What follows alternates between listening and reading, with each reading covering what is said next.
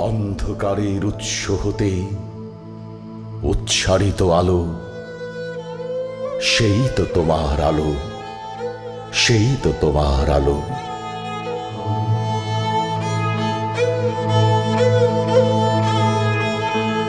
সকল দ্বন্দ্ব বিরোধ মাঝে জাগ্রত যে ভালো, সেই তো তোমার ভালো, সেই তো তোমার ভালো।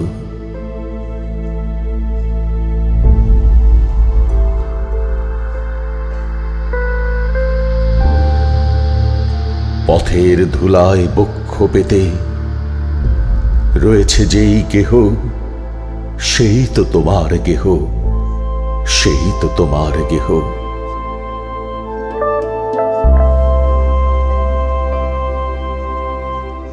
সমর ঘাতে অমর করে রুদ্র নিঠুর স্নেহ, সেই তো তোমার স্নেহ, সেই তো তোমার স্নেহ।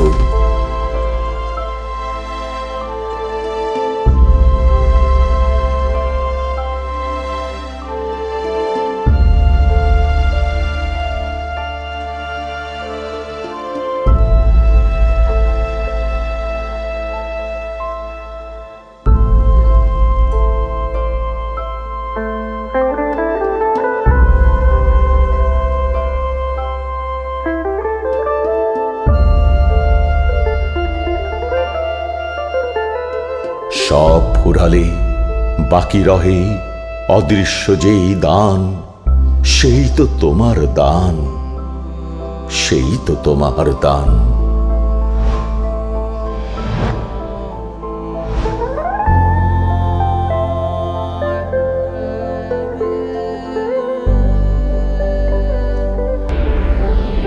মৃত্যু আপন পাত্রে ভরি বহিছে যেই প্রাণ, সেই তো তোমার প্রাণ, সেই তো তোমার প্রাণ।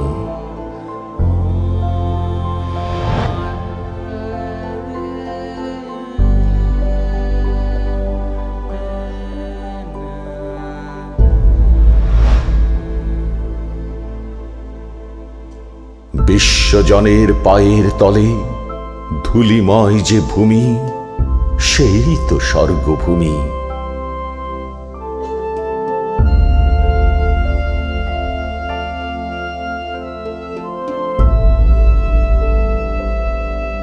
সবাই নিয়ে সবার মাঝে লুকিয়ে আছো তুমি, সেই তো আমার তুমি, সেই তো আমার তুমি।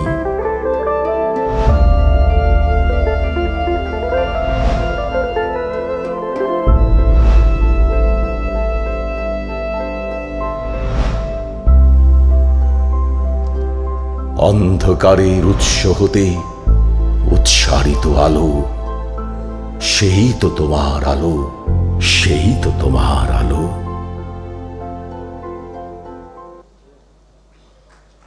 ধন্যবাদ। জাতির পিতা বঙ্গবন্ধু শেখ মুজিবুর রহমানের আজন্ম লালিত স্বপ্ন বাস্তবায়নের মধ্য দিয়ে জাতিকে আরও উন্নত জীবনের দিকে এগিয়ে নিচ্ছেন আমাদের মাননীয় প্রধানমন্ত্রী এবং তার সুযোগ্য আইসিটি বিষয়ক মাননীয় উপদেষ্টা জনাব সজীব ওয়াজেদ। প্রজন্মের এই মেধাবী আইসিটি উপদেষ্টার প্রজ্ঞা ও মননে ডিজিটাল বাংলাদেশ রূপায়ণের লক্ষ্য, যা মাননীয় প্রধানমন্ত্রীরও অঙ্গীকার। পরিবর্তিত পৃথিবীতে প্রযুক্তি বিশ্বের সাথে তাল মিলিয়ে এগিয়ে চলেছে বাংলাদেশ। স্বল্প সময়ের ব্যবধানে বাংলাদেশে প্রতিষ্ঠিত হয়েছে আশাতীত তথ্য ও যোগাযোগ প্রযুক্তি অবকাঠামো। সরকারি বেসরকারি সেবা এখন অনেকটাই তথ্য ও যোগাযোগ প্রযুক্তি নির্ভর। দেশের আর্থিক খাতের সেবাসমূহকে আরও সহজতর এবং আরও সুন্দর করতে উদ্ভাবন করা হচ্ছে নবনব প্রযুক্তি, যার ধারাবাহিকতায় বাংলাদেশ সরকারের নতুন উদ্যোগ ইন্টারঅপারেবল ডিজিটাল ট্রানজ্যাকশন প্ল্যাটফর্ম বিনিময় এক নতুন মাইলফলক।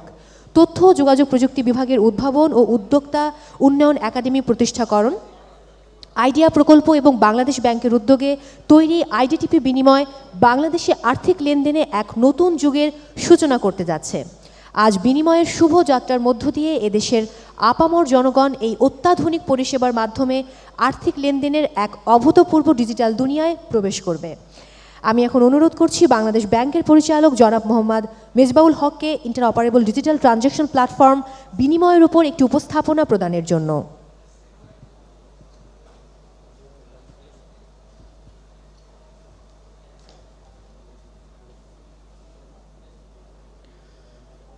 ইন্টারঅপারেবল ডিজিটাল ট্রানজ্যাকশন প্ল্যাটফর্ম বিনিময়ের উদ্বোধনী অনুষ্ঠানের সম্মানিত সভাপতি, বাংলাদেশ ব্যাংকের গভর্নর জনাব আব্দুর রউফ তালুকদার, আজকের সভার সম্মানিত প্রধান অতিথি মাননীয় প্রধানমন্ত্রীর আইসিটি বিষয়ক মাননীয় উপদেষ্টা জনাব সজীব ওয়াজেদ, বিশেষ অতিথি মাননীয় প্রতিমন্ত্রী জনাব জুনায়েদ আহমেদ পলক এমপি, বিশেষ অতিথি সিনিয়র সচিব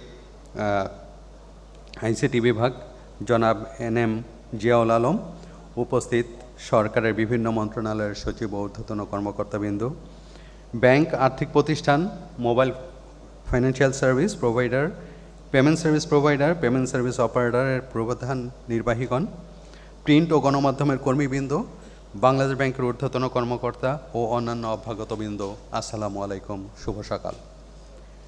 আসন্ন বিজয়ের মাসের প্রাক্কালে হাজার বছরের শ্রেষ্ঠ বাঙালি জাতির পিতা বঙ্গবন্ধু শেখ মুজিবুর রহমান ও তার পরিবারের সদস্যসহ মুক্তিযুদ্ধের সকল শহীদদের প্রতি গভীর শ্রদ্ধা জানিয়ে আজকের উপস্থাপনা শুরু করছি।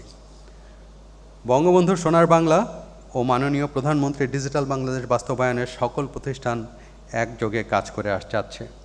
বাংলাদেশ ব্যাংকও এর ব্যতিক্রম নয়। দেশের আর্থিক খাতে online banking, mobile financial service, internet banking, credit card, debit card, ATM সেবা সহ বিভিন্ন প্রযুক্তি নির্ভর পরিশোধ সেবা প্রচলিত রয়েছে।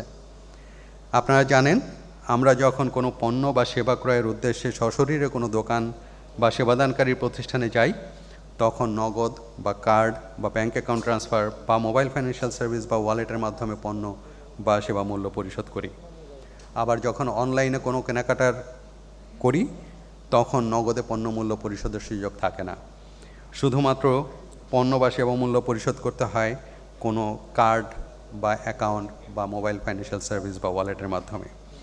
কিন্তু ক্রেতা ও বিক্রেতার হিসাবধারী প্রতিষ্ঠান ভিন্ন হলে লেনদেনটি একটি আন্তঃব্যাংক বা আন্তঃপ্রতিষ্ঠান লেনদেনে পরিণত হয়, যা নিকাশ ও নিষ্পত্তির জন্য একটি আন্তঃলেনদেন ব্যবস্থার প্রয়োজন হয়।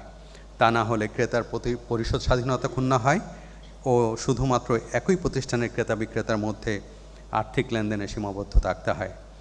দেশের ব্যাংকগুলোর আন্তঃব্যাংক লেনদেনের সুযোগ থাকলেও MFS, PSP, PSO সহ সকল ধরনের পরিশোধ সেবা দানকারী প্রতিষ্ঠানসমূহের মধ্যে আন্তঃলেনদেনের সম্পন্নের কোনো আন্তঃলেনদেন পরিকাঠামো ছিল না।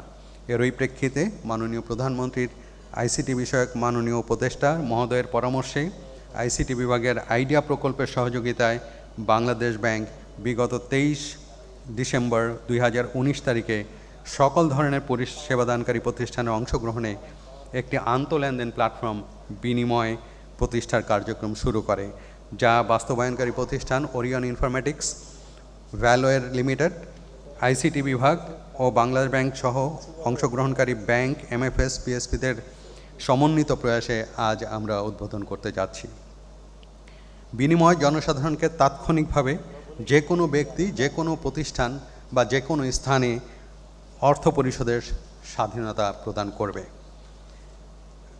ব্যাংক, MFS, PSPর যে কোনো গ্রাহক তার হিসাবধারী প্রতিষ্ঠানের অ্যাপের মাধ্যমে বিনিময়ে একটি ডিজিটাল আইডি বা ভার্চুয়াল আইডি সৃষ্টি করে তাতে তার নিজ ব্যাংক হিসাব বা ওয়ালেট হিসাব সংযুক্ত করে পরবর্তীতে সর্বদা শুধুমাত্র ডিজিটাল আইডি ব্যবহার করেই বিনিময়ের মাধ্যমে লেনদেন করতে পারবে। অর্থাৎ পণ্য ও সেবা বিক্রেতা উভয়ই শুধুমাত্র বিনিময়ের ডিজিটাল আইডি ব্যবহার করেই একে অপরকে পণ্য বা সেবা মূল্য পরিশোধ করতে পারবেন। আমরা জানি, যে কোনো ব্যক্তি নিজে সরাসরি কোনো পণ্য বা সেবা বিক্রেতাকে বা অন্য কোনো ব্যক্তিকে অর্থ পরিশোধ করতে পারে, যা সরাসরি পরিশোধ বা ডিরেক্ট পে নামে পরিচিত। আবার কোনো পণ্য বা সেবা বিক্রেতা সেবা গ্রহীতার কাছে বিল পরিশোধের অনুরোধ জানাতে পারে, যা রিকোয়েস্ট টু পে হিসেবে পরিচিত, যা গৃহীত হলে লেনদেনটি আর্থিক লেনদেন সম্পন্ন হয়। জনসাধারণের সকল ধরনের লেনদেনই এই দুই পদ্ধতির যে কোনো একটি পদ্ধতিতে সম্পন্ন হয়। বিনিময় লেনদেনের ক্ষেত্রে এই দুই ধরনের পদ্ধতি অনুসৃত হবে। এই দুই ধরনের পদ্ধতির আরও কিছু বাস্তবিক প্রয়োগ এবং উদাহরণ আমি আপনাদের সামনে উপস্থাপন করছি। জনাব শায়লা আক্তার একজন স্কুল শিক্ষিকা। তিনি EFTর মাধ্যমে তার আল আরাফা ইসলামী ব্যাংকের হিসাবে বেতন পেয়ে থাকেন। তার একমাত্র কন্যা ঢাকার একটি বিশ্ববিদ্যালয়ে অধ্যয়নরত।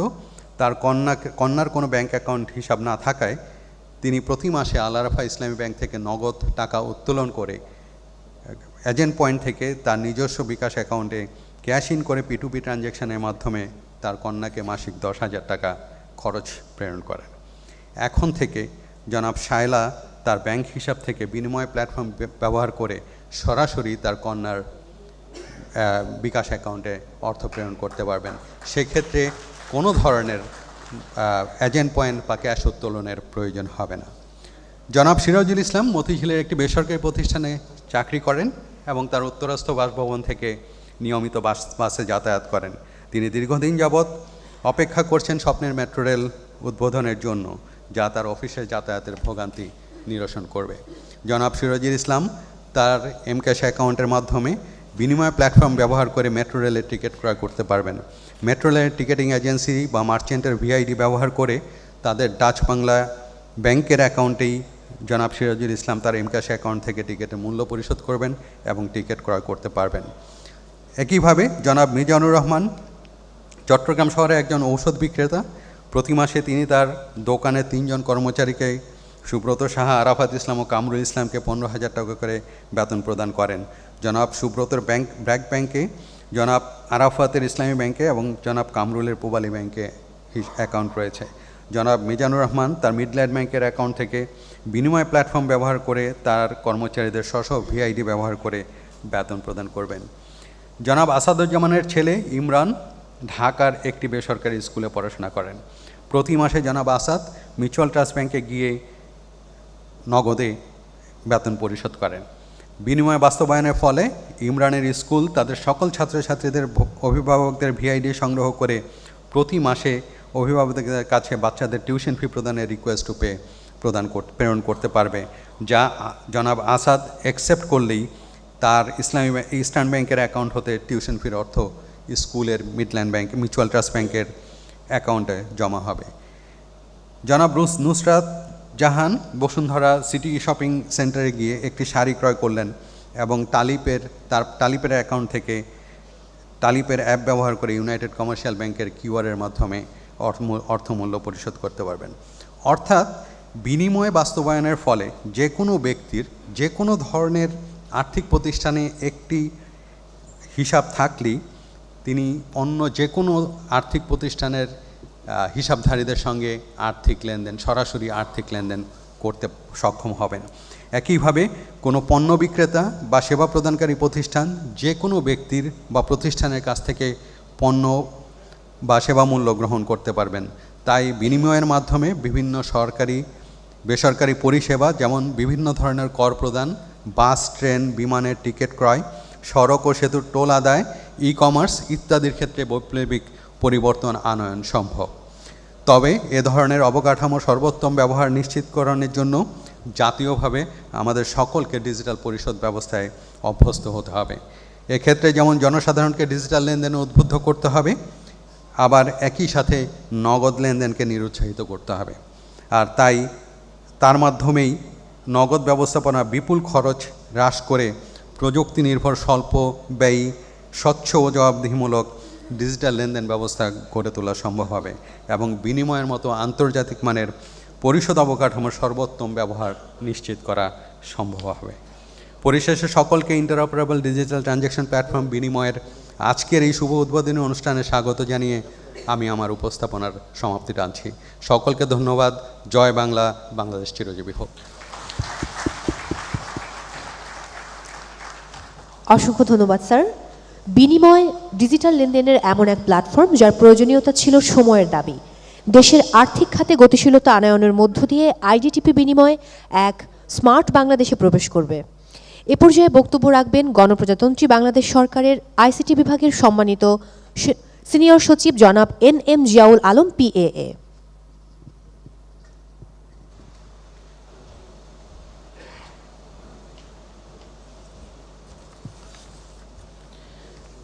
বিনিময়ের শুভ উদ্বোধন অনুষ্ঠানের মাননীয় প্রধান অতিথি, মাননীয় প্রধানমন্ত্রীর তথ্য ও যোগাযোগ প্রযুক্তি বিষয়ক মাননীয় উপদেষ্টা জনাব সজীব ওয়াজেদ জয়, সম্মানিত বিশেষ অতিথি তথ্য ও যোগাযোগ প্রযুক্তি বিভাগের মাননীয় প্রতিমন্ত্রী জনাব জুনায়েদ আহমদ পলক MP, অনুষ্ঠানের সভাপতি বাংলাদেশ ব্যাংকের সম্মানিত গভর্নর জনাব আব্দুর রউফ তালুকদার, সম্মানিত অতিথিবৃন্দ, ইলেকট্রনিক ও প্রিন্ট মিডিয়ার সম্মানিত প্রতিনিধিবৃন্দ, ভদ্র মহিলা ও ভদ্র মহোদয়গণ, আসসালামু আলাইকুম, শুভ সকাল।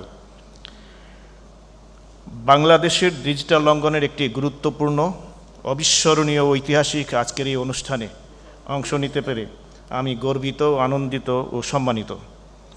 এই উপলক্ষে প্রথমে আমি স্মরণ করতে চাই স্বাধীন বাংলাদেশের মহান স্থপতি, সর্বকালের সর্বশ্রেষ্ঠ বাঙালি, জাতির পিতা বঙ্গবন্ধু শেখ মুজিবুর রহমানকে, যিনি একটি দারিদ্র্যমুক্ত, ক্ষুধামুক্ত, সম্মান ও মর্যাদায় উন্নত, সুখী সমৃদ্ধ বাংলাদেশের স্বপ্ন দেখেছিলেন। যিনি এমন একটি নতুন প্রজন্ম তৈরি করতে চেয়েছিলেন যারা মেধাবী, সৎ, স্মার্ট এবং প্রযুক্তিগতভাবে সমৃদ্ধ জ্ঞানের অধিকারী হবে। মাননীয় প্রধানমন্ত্রী জননেত্রী শেখ হাসিনার জাতির পিতার স্বপ্ন বাস্তবায়নের মাধ্যমে দেশকে একটি অনন্য উচ্চতায় নিয়ে যাওয়ার লক্ষ্যে নিরলস পরিশ্রম করে যাচ্ছেন। ফলে 2009 সাল থেকে বাংলাদেশ অতুলনীয় অর্থনৈতিক ও সামাজিক প্রবৃদ্ধি অর্জন করেছে। দেশে বাস্তবায়িত হয়েছে এবং হচ্ছে অনেক বড় বড় প্রকল্প। দেশ হয়েছে ডিজিটাল বাংলাদেশ, বিশ্ব দরবারে বাংলাদেশ হয়েছে সমাদৃত। ডিজিটাল বাংলাদেশের আর্কিটেক্ট মাননীয় প্রধানমন্ত্রীর আইসিটি বিষয়ক মাননীয় উপদেষ্টা জনাব সজীব ওয়াজেদ জয় মহোদয়ের বিচক্ষণ ও দূরদর্শী দিক নির্দেশনায় ডিজিটাল বাংলাদেশের সফল বাস্তবায়ন শেষে এখন মাননীয় প্রধানমন্ত্রী জননেত্রী শেখ হাসিনা পরবর্তী স্বপ্ন 2041 সালের মধ্যে স্মার্ট বাংলাদেশ বাস্তবায়নের কাজ ইতিমধ্যে শুরু হয়েছে। ডিজিটাল বাংলাদেশ বাস্তবায়নের উল্লেখযোগ্য অর্জনের মধ্যে উচ্চ গতির ইন্টারনেটের জন্য গ্রাম পর্যায়ে ফাইবার অপটিক কেবল স্থাপন, আইসিটি সেক্টরে 20 লক্ষ কর্মসংস্থান তৈরি, দেশের 90% নাগরিককে ই পরিষেবাগুলিতে অ্যাক্সেস প্রদান, মাত্র 13 বছরের ব্যবধানে আইসিটি রপ্তানি $26 বিলিয়ন থেকে 1.4 বিলিয়ন মার্কিন ডলারে উন্নীতকরণ এবং আরও অনেক অর্জন স্মার্ট বাংলাদেশের বাস্তবায়নের কাজকে সহজসাধ্য করেছে। এছাড়া 2025 সাল নাগাদ আইসিটি সেক্টরে অতিরিক্ত 10 লক্ষ চাকরিসহ $5 বিলিয়ন মার্কিন ডলারের আইসিটি রপ্তানি এবং 5টি স্টার্টআপকে ইউনিকর্নে রূপান্তরের লক্ষ্যে আমাদের ডিজিটাল বাংলাদেশ অনেক কাজে লাগছে। আমরা জানি স্মার্ট বাংলাদেশ বাস্তবায়নের মাধ্যমে 2041 সালে দেশ হবে একটি জ্ঞানভিত্তিক ডিজিটাল সোসাইটি, একটি উন্নত অন্তর্ভুক্তিমূলক অর্থনীতির উদ্ভাবনী জাতি। এই কার্যক্রম বাস্তবায়নের ফলাফল হিসাবে আমাদের শিক্ষায় আসবে স্মার্ট শিক্ষা ব্যবস্থা, কৃষিতে আসবে স্মার্ট কৃষি ব্যবস্থা, অর্থনীতিতে আসবে স্মার্ট অর্থনীতি ব্যবস্থা, স্বাস্থ্যতে আসবে স্মার্ট স্বাস্থ্য ব্যবস্থা ইত্যাদি। আর এর সুফল ভোগ করবে আমাদের দেশের সাধারণ মানুষ। স্মার্ট বাংলাদেশ বাস্তবায়নের মাধ্যমে যে উন্নয়নটি অগ্রগতি সাধন হবে সেটি আমাদের দেশের বর্তমান অবস্থানকে আরও উন্নত করবে এবং স্মার্ট বাংলাদেশের বাস্তবায়নের এই শুভ লগ্নে আজ থেকে শুরু হতে যাচ্ছে স্মার্ট আর্থিক লেনদেনের একটি ইন্টিগ্রেটেড ডিজিটাল ওয়ালেট ব্যবস্থাপনা, যেটি বিনিময়। এটি একটি ইন্টারঅপারেবল ডিজিটাল ট্রানজ্যাকশন প্ল্যাটফর্ম। মাননীয় প্রধানমন্ত্রী এর নাম দিয়েছেন বিনিময়। এটি দেশের অর্থনৈতিক প্রবৃদ্ধিতে ও আর্থিক খাতে স্বচ্ছতা আনয়ন সহ বাংলাদেশে একটি অন্তর্ভুক্তিমূলক অর্থনীতি তৈরিতে নানাভাবে সহযোগিতা করবে। এর বিস্তারিত উপস্থাপনা করেছেন আমাদের বাংলাদেশ ব্যাংকের পেমেন্ট সিস্টেম ডিপার্টমেন্টের পরিচালক জনাব মোহাম্মদ মেজবাউল হক। একটি সুন্দর প্রেজেন্টেশনের মাধ্যমে বিষয়টি সকলের কাছে উপস্থাপন করার জন্য পরিচালক মহোদয়কে আন্তরিক ধন্যবাদ জানাচ্ছি। আর এই যুগান্তকারী আইডিটিভি প্ল্যাটফর্মটি উন্নয়নের কাজ করতে পারে আমরা আইসিটি বিভাগ গর্বিত এবং ধন্য। বিনিময়ের ব্যবহারকারীরা একটি এমএফএস থেকে অন্য একটি এমএফএসে লেনদেন করতে সক্ষম হবে। ই কমার্স, এফ কমার্স এবং ব্যবসায়িক প্ল্যাটফর্মগুলির জন্য একটি নতুন এটি একটি নতুন মাত্রা খুলবে, যা দুটি পক্ষের মধ্যে রিকোয়েস্ট ফর পেমেন্ট এর মতো নতুন নতুন ফিচারের মাধ্যমে ডিজিটাল লেনদেন করা যাবে। এর মাধ্যমে প্রান্তিক পর্যায়ের ব্যবহারকারী সহ সকলের জন্য কোনোরূপ ব্যাংক অ্যাকাউন্ট ছাড়া একটি ক্রেডিট প্রোফাইল তৈরি করা যাবে, যা আর্থিক অন্তর্ভুক্তি খাতে উল্লেখযোগ্য অবদান রাখবে। এই প্রোগ্রামটিতে এমএফএসে বিদ্যমান অফারগুলিতে নতুন নতুন অফার যোগ করা যাবে এবং একই সঙ্গে কম খরচে বিদ্যমান অফারগুলির আরও নতুন নতুন অফার যোগ করা যাবে। এটি দেশে ডিজিটাল লেনদেনের হার বৃদ্ধিতে সহায়তা করবে। উপরন্তু এটি 24 ঘন্টা 365 দিন রিয়েল টাইম অর্থ স্থানান্তর নিশ্চিত করবে। আজকের ওই অনুষ্ঠানে মাননীয় প্রধান অতিথি, মাননীয় তথ্য যোগাযোগ প্রযুক্তি বিষয়ক উপদেষ্টা জনাব সজীব ওয়াজেদ এই রকম একটি স্মার্ট আর্থিক লেনদেন ব্যবস্থাপনা প্রস্তুতের নির্দেশনা দিয়েছিলেন বহু আগেই। এই সংবেদনশীল প্ল্যাটফর্মটি প্রস্তুতের কাজটি বিলম্বিত হওয়ার কারণে মাননীয় প্রধানমন্ত্রী, মাননীয় উপদেষ্টা মহোদয়ের কাছে আমাদের অমার্জনীয় অপরাধবোধ কাজ করছে। এজন্য আমরা ক্ষমার প্রার্থী। তবে বিনিময়ের এই শুভ উদ্বোধনের এই লগ্নে মাননীয় আইসিটি উপদেষ্টা মহোদয়কে প্রধান অতিথি হিসেবে পেয়ে আমরা অত্যন্ত আনন্দিত। আমাদের সকলের আন্তরিক কৃতজ্ঞতা মাননীয় তথ্য যোগাযোগ প্রযুক্তি বিষয়ক মাননীয় উপদেষ্টা আপনার প্রতি।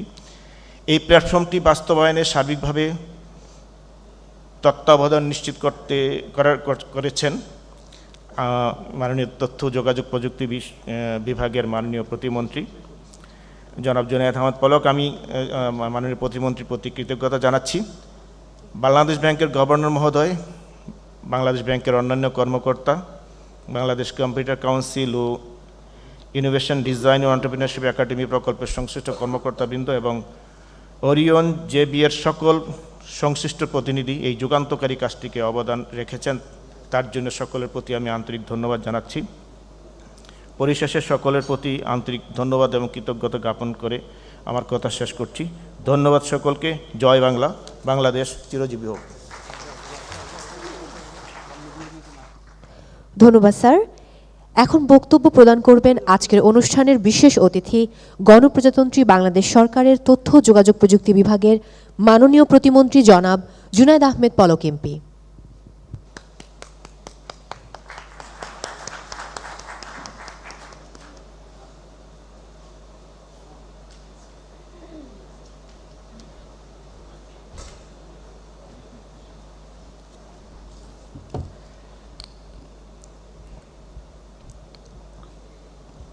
ধন্যবাদ মৌ, আজকে অনুষ্ঠানটি প্রাণবন্ত করে উপস্থাপনা করার জন্য।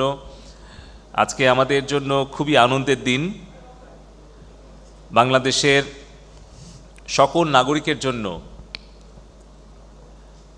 আন্তঃলেনদেনের একটি স্বাধীন সহজ মাধ্যম বিনিময়, সেই বিনিময় প্ল্যাটফর্মটি আজকে উদ্বোধন করবেন ডিজিটাল বাংলাদেশের আর্কিটেক্ট, বঙ্গবন্ধুর সুযোগ্য দৌহিত্র, মাননীয় প্রধানমন্ত্রী জননেত্রী শেখ হাসিনার সুযোগ্য তথ্য যোগাযোগ প্রযুক্তি বিষয়ক অবৈতনিক উপদেষ্টা, আমাদের তারুণ্যের গর্ব, সমৃদ্ধ আগামীর প্রতিচ্ছবি সজীব ওয়াজেদ জয় ভাই। আজকে এই বিনিময় সেবার উদ্বোধন অনুষ্ঠানের সভাপতি,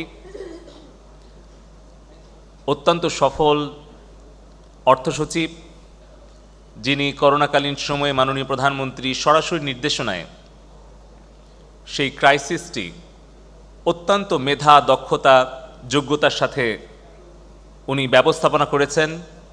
আবার ঠিক এখন বৈশ্বিক যে অর্থনৈতিক সংকট, সেই সংকটকালীন মুহূর্তে বাংলাদেশ ব্যাংকের দায়িত্ব মাননীয় প্রধানমন্ত্রী যার প্রতি দিয়েছেন, বাংলাদেশ ব্যাংকের সম্মানিত সুযোগ্য গভর্নর আব্দুর রউফ তালুকদার, উপস্থিত আইসিটি বিভাগের জ্যেষ্ঠ সচিব, যিনি অত্যন্ত মেধা, দক্ষতা এবং শ্রম দিয়ে সমন্বয়কারীর দায়িত্ব পালন করছেন, আইসিটি বিভাগের প্রতিনিধিত্ব করছেন, অন্যান্য মন্ত্রণালয়গুলোর সাথে সমন্বয় করে মাননীয় প্রধানমন্ত্রী ডিজিটাল বাংলাদেশ বিনির্মাণে খুবই গুরুত্বপূর্ণ ভূমিকা পালন করে চলেছেন।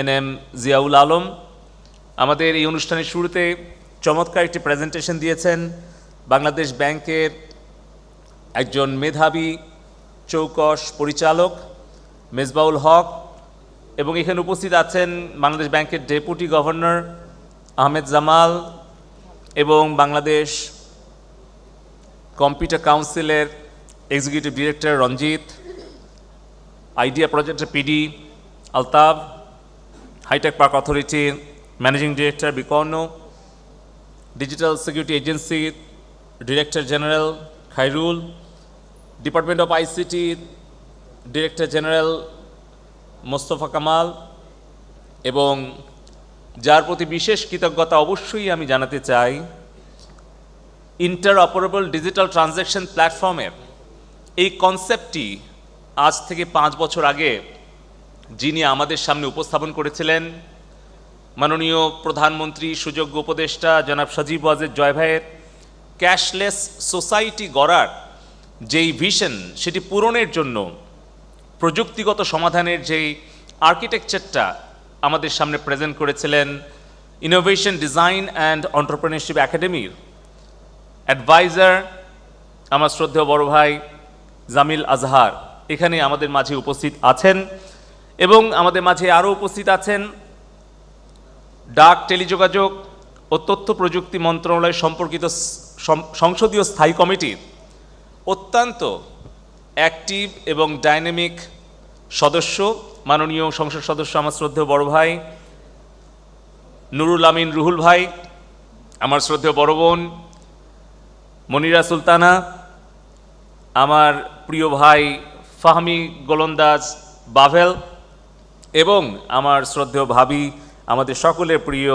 খুবই অ্যাক্টিভ মাননীয় সংসদ সদস্য অপরাজিতা হক এমপি, এবং আমাদের বিনিময় প্ল্যাটফর্মের যারা স্টেক হোল্ডার, মোবাইল ফাইন্যান্সিয়াল ওয়ালেটের নেতৃবৃন্দ, উদ্যোক্তাবৃন্দ, ফিনটেক স্টার্ট আপ বৃন্দ, আমাদের বিভিন্ন ব্যাংক আর্থিক প্রতিষ্ঠানের প্রতিনিধিবৃন্দ, এবং আমি দেখতে পাচ্ছি আমাদের অনেক অভিজ্ঞ আইনজীবীগণ আছেন, আমাদের ব্যারিস্টার তানজিব, আমাদের অ্যাসোসিয়েশন যারা লিডাররা আছেন, বিশেষ করে আমাদের ইক্যাপ প্রেসিডেন্ট শমী কায়সার আপা উপস্থিত আছেন, আমাদের আইএসপিএবির সভাপতি এমদাদ হক, এবং বাক্য বেসিস সহ আমাদের আইসিটি পরিবারের বেসরকারি খাতের নেতৃবৃন্দ, এবং আমাদের মূল যে প্রযুক্তি সহযোগী প্রতিষ্ঠান ওরিয়েন ইনফোটেকের উদ্যোক্তাবৃন্দ, এবং ভেলওয়্যারের অত্যন্ত তরুণ মেধাবী CEO and managing director Zarif, এবং উপস্থিত আমাদের ব্যাংকিং সেক্টরের নেতৃবৃন্দ, আমাদের অর্থনীতিবিদ এবং স্টার্ট আপ তরুণ উদ্যোক্তাবৃন্দ, এবং প্রিয় সাংবাদিক বন্ধুগণ, সবাইকে আমার আন্তরিক সালাম শুভেচ্ছা, আসসালামু আলাইকুম, আদাব, সবাইকে শুভ সকাল। আমার বক্তব্যের শুরুতেই আমি শ্রদ্ধাভরে স্মরণ করছি সর্বকালের সর্বশ্রেষ্ঠ বাঙালি, স্বাধীনতার মহান স্থপতি, জাতির পিতা বঙ্গবন্ধু শেখ মুজিবুর রহমানকে, যিনি আমাদেরকে মাতৃভাষা বাংলায় কথা বলার অধিকার দিয়েছেন, যিনি আমাদেরকে একটি স্বাধীন সার্বভৌম বাংলাদেশ উপহার দিয়েছেন, এবং একটি সোনার বাংলা গড়ার, একটি বিজ্ঞান মনস্ক প্রজন্ম গড়ার ভিত্তিটি রচনা করে দিয়ে গেছেন। বঙ্গবন্ধু কতটা দূরদর্শী ছিলেন যে একটা যুদ্ধ বিধ্বস্ত বাংলাদেশে, সদ্য স্বাধীন বাংলাদেশে মাত্র 1 বছর পরেই ইন্টারন্যাশনাল টেলিকমিউনিকেশন ইউনিয়নের সদস্যপদ গ্রহণ করেছিলেন। বাংলাদেশকে টেলিযোগাযোগে বিশ্বের আধুনিকতম প্রযুক্তির সাথে যুক্ত করেছিলেন। 75 সালে 14 জুন বঙ্গবন্ধু তার দূরদর্শিতা দিয়ে স্যাটেলাইটের আর্থ স্টেশন বাংলাদেশে স্থাপন করেছিলেন বেতবুনিয়াতে। বঙ্গবন্ধুর স্বপ্ন ছিল বাংলাদেশে নিজস্ব একটি স্যাটেলাইট হবে যেটি মহাকাশে থাকবে। সেই স্বপ্ন পূরণ করতে আমাদের 43 বছর লেগেছে। বঙ্গবন্ধুর অবর্তমানে বাংলাদেশ তো এগিয়ে যেতে পারেইনি, বরঞ্চ থমকে গিয়ে পেছনের দিকে চলে গিয়েছিল। বঙ্গবন্ধুর কন্যা জননেত্রী শেখ হাসিনার সুযোগ্য নেতৃত্বে মাননীয় আইসিটি উপদেষ্টা সজীব ওয়াজেদ জয় ভাইয়ের তত্ত্বাবধানে আমরা 2018 সালে 12ই মে বাংলাদেশের প্রথম নিজস্ব স্যাটেলাইট বঙ্গবন্ধু 1 আমরা মহাকাশে সফলভাবে উৎক্ষেপণ করতে পেরেছি। আজকে বাংলাদেশ পিছিয়ে পড়া কোনো দেশ নয়। আজকে বাংলাদেশ আত্মমর্যাদার সাথে প্রযুক্তি নির্ভর একটি উন্নয়নশীল ডিজিটাল বাংলাদেশ হিসেবে বিশ্বের দরবারে মর্যাদার আসনে অধিষ্ঠিত হয়েছে। বিগত 13 বছর আগে বাংলাদেশের অবস্থাটা কি ছিল? আপনারা একবার কল্পনা করে দেখেন, এখানে ব্যবসায়ী নেতৃবৃন্দ আছেন, অর্থনীতিবিদ আছেন, সাংবাদিক বন্ধুগণ আছেন, তরুণ উদ্যোক্তাগণ আছেন। 13 বছর আগের বাংলাদেশে 60% ঘরে বিদ্যুৎ ছিল না। এই তো কয়েকদিন পরে ফুটবল ওয়ার্ল্ড কাপ শুরু হবে। আমার মনে পড়ে কালকে আমি বিদ্যুৎ এবং জ্বালানি প্রতিমন্ত্রী মহোদয় যখন সিআরআই ইয়াংমালা অনুষ্ঠানে ছিলাম, তখন আমরা আলোচনা করছিলাম যে আমাদের শৈশব কৈশোরে আমরা দুশ্চিন্তায় থাকতাম যে বিশ্বকাপ ফুটবল খেলাটা আমরা দেখতে পারবো কিনা, বিদ্যুৎ থাকবে কিনা। 13 বছর আগে 40% ঘরে বিদ্যুৎ ছিল, সেই 40% ঘরেও দিনে 18 ঘন্টা 20 ঘন্টা বিদ্যুৎ থাকতো না। আজকে 13 বছরের মধ্যে মাননীয় প্রধানমন্ত্রী জননেত্রী শেখ হাসিনা শতভাগ ঘরকে বিদ্যুতের আলোয় আলোকিত করেছেন।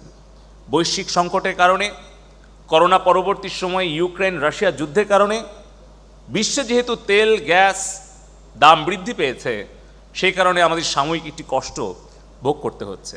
কিন্তু খেয়াল করে দেখেন, যদি এই করোনা পরিস্থিতি 2008 সালের আগে আমাদের মোকাবেলা করতে হতো, তাহলে আমরা কিভাবে আমাদের শিক্ষা, স্বাস্থ্য, কৃষি, বাণিজ্য, বিচারিক কার্যক্রম আমরা চালাতে পারতাম কিনা। আজ থেকে 13 বছর আগে আমাদের ই নথি বলে কিছু ছিল না। আমাদের সব কিছু ফাইল কাগজে কলমে করতে হতো। আর একটা তো দুর্নাম ছিলই যে লাল ফিতার দৌরাত্ম্য, অর্থাৎ লাল ফিতা দিয়ে যে ফাইল বেঁধে রাখা হতো, সেই ফাইল লাল ফিতা থেকে খোলার জন্য অনেক সময়ে অনিয়ম দুর্নীতির আশ্রয় অনেকেই গ্রহণ করত। সেই অনিয়ম দুর্নীতি হয়রানি দূর করেছেন মাননীয় আইসিটি উপদেষ্টা সজীব ওয়াজেদ জয়। 2016 সালে সজীব ওয়াজেদ জয় ভাই উনি এটুআইকে পরামর্শ দিলেন, উনি চান পেপারলেস অফিস ওয়ার্ক। উনার ভিশন ছিল যে সরকারের দাপ্তরিক কাজ কেন কাগজে কলমে করতে হবে, আমরা যদি এটাকে আমরা ওয়েবসাইটে, আমরা পোর্টালের মাধ্যমে সম্পাদন করতে পারি, যদি মোবাইলে অ্যাপ্লিকেশন ডেভেলপ করতে পারি, তাহলে গাড়িতে বা বাড়িতে, দেশে বা বিদেশে, দিনে বা রাতে 24 ঘন্টা অফিস প্রত্যেক কর্মকর্তার হাতের মুঠোয় থাকবে। 16 সালে তার সেই ভিশন এটুআই কাজ শুরু করে। বাংলাদেশ কম্পিউটার কাউন্সিল সেই সিস্টেমটা ডেটা সেন্টারে হোস্ট করে। সামগ্রিকভাবে এটি সঠিকভাবে তৈরি করা হয়েছিল বলেই যখন 20 সাল 21 সাল করোনা মহামারী আমাদের মোকাবেলা করতে হলো, অফিস আমাদের বন্ধ রাখতে হয়েছিল, আদালত বন্ধ রাখতে হয়েছিল, কিন্তু আমাদের প্রশাসনিক কাজ কিন্তু বন্ধ ছিল না। 16 থেকে 22 পর্যন্ত 1,75,00,000 ই ফাইল আমরা ডিজিটাল মাধ্যমে সম্পাদন করতে পেরেছি।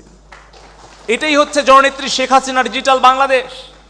এটাই হচ্ছে জনাব সজীব ওয়াজেদ জয়ের প্রযুক্তি নির্ভর সমাধান, যার ফলে টাইম, ভিজিট এবং কস্ট আমরা কমিয়ে আনতে পেরেছি। আরেকটা উদাহরণ দেই, আপনারা নিশ্চয়ই এখানে যারা আছেন ভ্যাকসিন আপনারা গ্রহণ করেছেন। কে কে ভ্যাকসিন নিয়েছেন? আপনারা একটু হাত তুলবেন। কোভিড সবাই নিয়েছেন, 2টা করে হাত তুলছেন, নিশ্চয়ই 2টো ডোজ নিয়েছেন।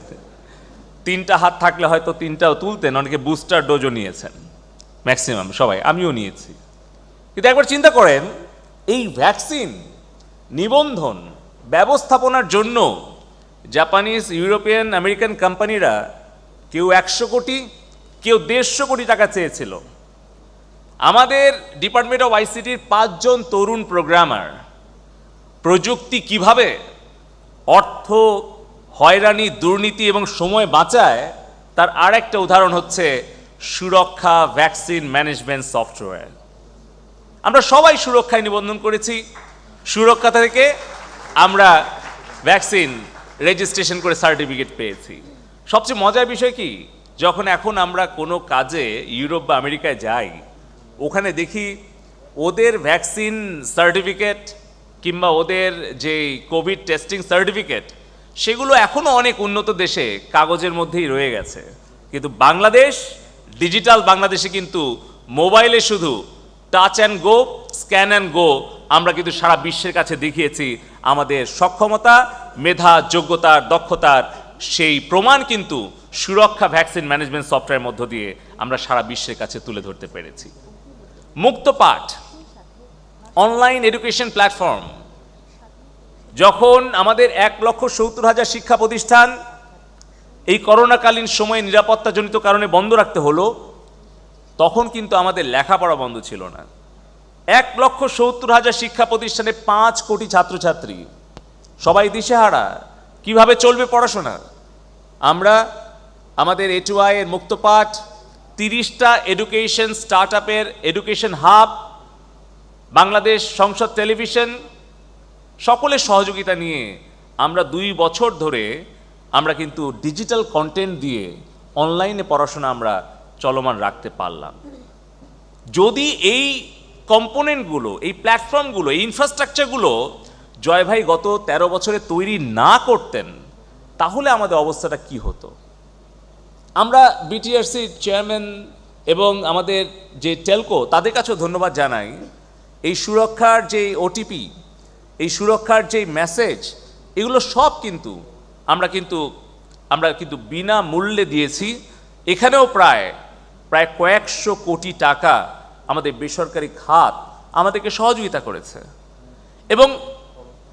এবং মাননীয় ICT উপদেষ্টা জনাব সজীব ওয়াজেদ জয় ভাই একদিন বলছিলেন যে দেখো, আমার স্বপ্ন আমি আমেরিকায় বসে যেরকম আমার মোবাইল ফোনে একটা অ্যাপ্লিকেশন থেকে আমার বাড়ির বিদ্যুৎ বিল, পানির বিল, ইন্টারনেটের বিল সব কিছু আমি পরিশোধ করতে পারি, এবং আমি যেহেতু একটা অ্যাকাউন্ট থেকে আরেকটা অ্যাকাউন্টে পাঠাতে পারি, ঠিক আমার ছোট্ট একটি আশা যে বাংলাদেশের সকল নাগরিক, আমেরিকার একজন নাগরিক যেরকম ডিজিটাল সেবাগুলো পায়, আমার বাংলাদেশের নাগরিক যেন তার থেকে কম না পায়, তার থেকে বেশি সেবা যেন দিতে পারে, এটাই আমাদের লক্ষ্য।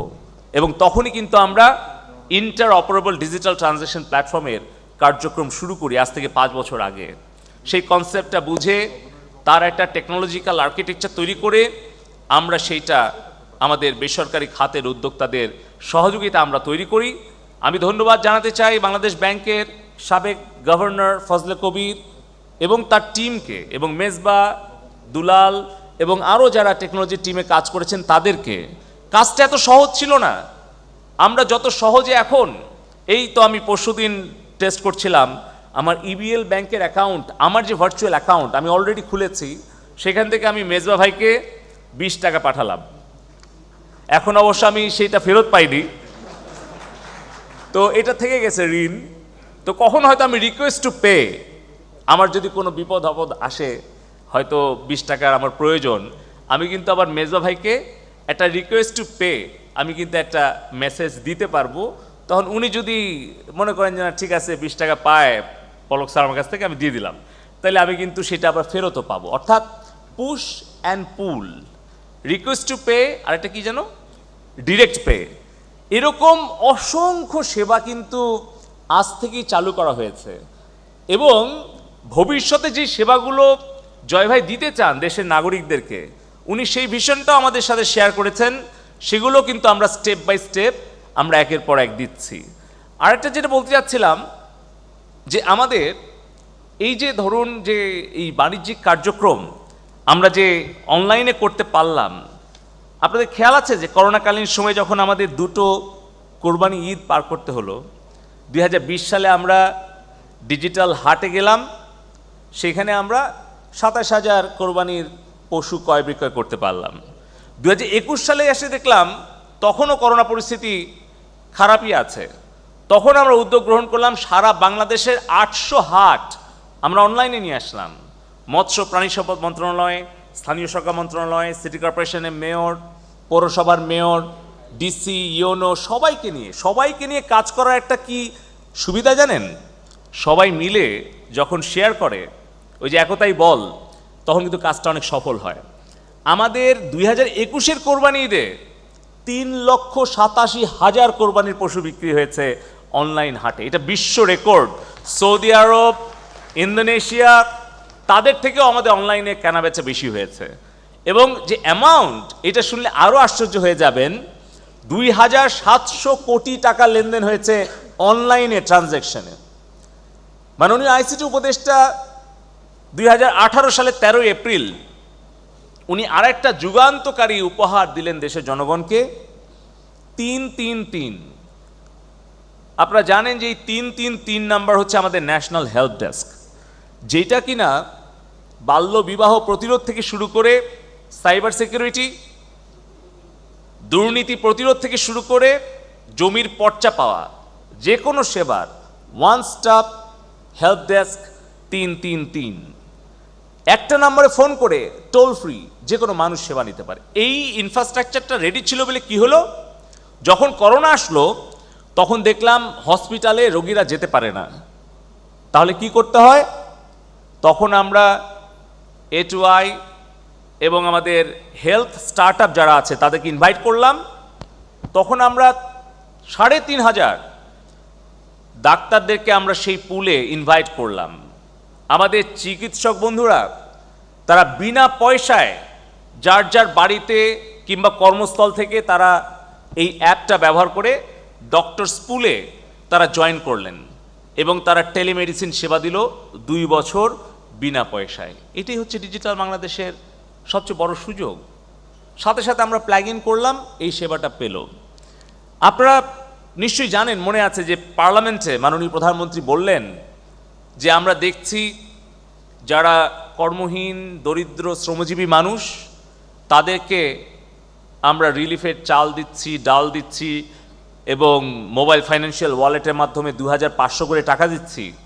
কিন্তু এমন কিছু মানুষ আছে, মাননীয় প্রধানমন্ত্রী সবার খোঁজ রাখেন, উনি বললেন যে অনেক নিম্নবিত্ত মানুষ আছে যারা আসলে আর্থিক কষ্টে আছে কিন্তু আসলে প্রকাশ্যে হাত পেতে সাহায্য চাইতে পারছে না।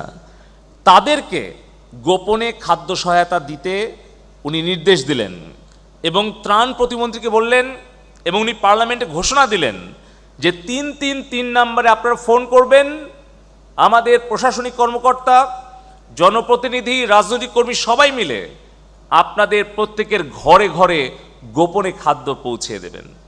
প্রায় 50,000-এর ওপরে আমরা পরিবারকে আমরা এই 333 নম্বরে কল পাওয়ার পর গোপনে তাদের বাড়ি বাড়িতে খাদ্য কিন্তু পৌঁছে দিয়েছি। মাননীয় প্রধানমন্ত্রী জননেত্রী শেখ হাসিনার সরকার দিন রাত 24 ঘন্টা 17 কোটি মানুষের সেবায় নিয়োজিত আছেন। আপনারা হয়তো বলবেন যে কিভাবে? 2017 সালের 12ই ডিসেম্বর ন্যাশনাল ডিজিটাল বাংলাদেশ ডে, সেই দিন সজীব ওয়াজেদ জয় ভাই উনি একটা ন্যাশনাল এমার্জেন্সি নাম্বার উদ্বোধন করেছিলেন 999। এখানে আপনারা নিশ্চয়ই প্রতি সপ্তাহেই খবরের কাগজে দেখেন, টেলিভিশনে নিউজ ক্লিপে দেখেন, কত কত গল্পগুলো আসছে।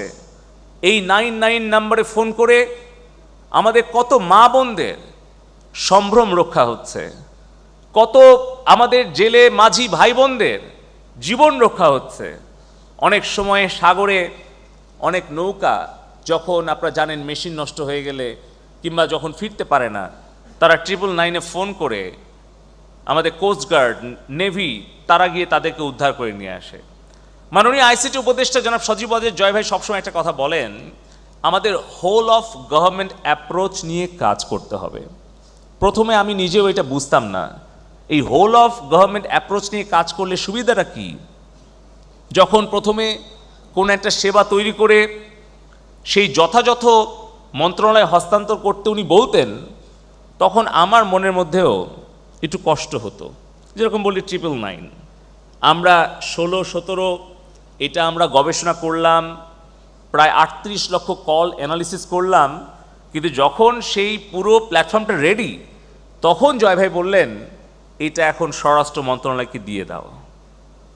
আমার কিন্তু প্রথমে একটু কষ্টই হতো, কিন্তু যখন আমি উপলব্ধি করলাম যে পুলিশ, ফায়ার সার্ভিস, অ্যাম্বুলেন্স, এই তিনটা জীবন রক্ষাকারী সার্ভিস 999-এ ফোন করলেই যাতে প্রত্যেকটা নাগরিক পায়, আর এই সেবাটা আমরা প্রযুক্তি ডেভেলপ করেছি, এটা আমরা ভবিষ্যৎ কর্মপরিকল্পনা তৈরি করে দিয়েছি, কিন্তু এটা যদি স্বরাষ্ট্র মন্ত্রণালয়ের দায়িত্বে না থাকে তাহলে তো পুলিশ, ফায়ার সার্ভিস তারা ঠিকমতো ফাংশন করবে না।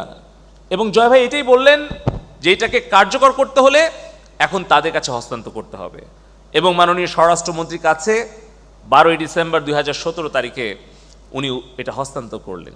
এবং আপনারা জেনে আনন্দিত হবেন 17 থেকে 22 প্রায় 4.5 কোটি মানুষকে আমরা 999 থেকে আমরা সেবা প্রদান করেছি। চিন্তা করে দেখেন, বাংলাদেশ স্বাধীন হয়েছে 52 বছর, সজীব ওয়াজেদ জয় ভাইয়ের আগে অন্য কেউ চিন্তা করলো না, আওয়ামী লীগ সরকারের আগে কেউ চিন্তা করলো না যে এই 999 একটা জরুরি কল সেন্টার করতে হবে। কেন, আপনারা যখন ব্রিটেনে যান 999 তো দেখেন, আপনারা আমেরিকায় গেলে 911 দেখেন, কিন্তু এগুলো কিন্তু 70 বছর আগে, 50 বছর আগে তারা তৈরি করেছে। তাহলে বাংলাদেশে কি আর কোনো সরকার 75-এর পরে আর ছিল না? কিন্তু তারা কিন্তু কেউ বাংলাদেশের নাগরিকের সেবার কথা ভাবতো না, সেই কারণেই তারা এই সেবাগুলো তারা দিতে পারেনি। আর একটা বিষয় বলি, কেন আমরা বলি মাননীয় আইসিটি উপদেষ্টা আর্কিটেক্ট অফ ডিজিটাল বাংলাদেশ? কারণ এই পুরো ডিজিটাল বাংলাদেশের যে আর্কিটেকচার, সেটা আসলে আমাদের 4টি স্তম্ভের ওপরে, শক্ত ভিত্তির ওপরে দাঁড়িয়েছে। জয় ভাই 2009 সালে উনি নির্দেশনা দিয়েছিলেন, তৎকালীন বিজ্ঞান প্রযুক্তি মন্ত্রী, এখনও যিনি বিজ্ঞান প্রযুক্তি মন্ত্রী আছেন, স্থপতি ইয়াফেজ ওসমান, তার নেতৃত্বে আমরা কয়েকজন তরুণ সংসদ সদস্য, আমরা ছিলাম সংসদীয় স্থায়ী কমিটির সদস্য। জয় ভাই বলেছিলেন যে একটা আইসিটি পলিসি করতে হবে, যেই পলিসিতে আমাদের অ্যাকশন প্ল্যান থাকবে, টাইম ফ্রেম থাকবে এবং জব রেসপন্সিবিলিটি থাকবে সরকারের বিভিন্ন মন্ত্রণালয়, বেসরকারি খাতের উদ্যোক্তাবৃন্দ।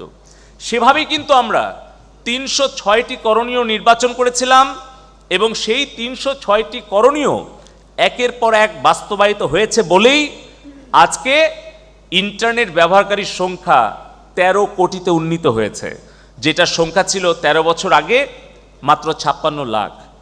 আজকে বাংলাদেশে আইসিটি সেক্টরে 20 লক্ষ তরুণ তরুণী কর্মসংস্থান হয়েছে, কিন্তু আজ থেকে 20 বছর আগে বা 13 বছর আগে আইসিটি শিল্প বলে কোনো শিল্পই বাংলাদেশে কিন্তু অস্তিত্ব ছিল না।